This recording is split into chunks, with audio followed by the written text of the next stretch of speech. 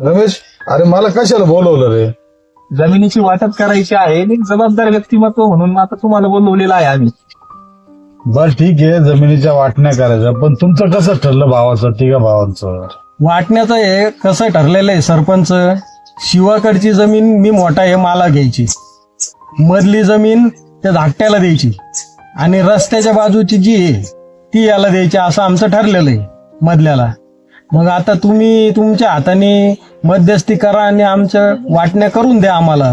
बर ठीक आहे, तुमच्या तिघांच्या आता एक विचाराने वाटण्या झाल्या, पण ते जो म्हातारा माणूस आहे आबा, त्याचं काय करायचं? आबाचं काय आहे सरपंच, हे बा आम्ही तिघ जण हे 4 महिने माझ्याकडे राहील, 4 महिने मधल्याकडे आणि 4 महिने लहान्याकडे ठेवून घेऊ, झाला निवाडा. बरं भाऊ, तुला चालेल का नाही, तुला मंजूर आहे का नाही? काय प्रॉब्लेम नाही ना, हरकत नाही असं असेल तर. तुला रे? चालेल काय अडचण नाही. बरं हे बा सरपंच, यांना दोघांना काही अडचण नाहीये तर अशा प्रकारे आम्ही आबाला आमच्याकडे ठेवून घ्यायला तयार आहे. पण पहिले तुम्ही आबाला विचारलं का सगळ्यांनी? अहो आबाला काय विचारायचं त्याच्यामध्ये, म्हातारा माणूस आहे, आता काय राहिलं त्यांचं तरी.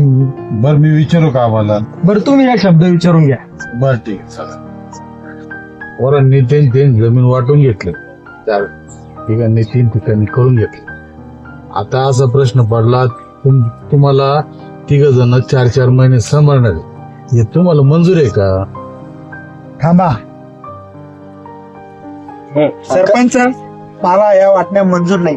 जमीन माझी आहे, जमिनीचा मालक मी आहे. मी मरेपर्यंत जमीन माझ्याच नावावर राहणार. यांना जर तिघांना गरज असेल तर यांनी तिघांनी माझ्याकडे येऊन 4 महिने राहायचे.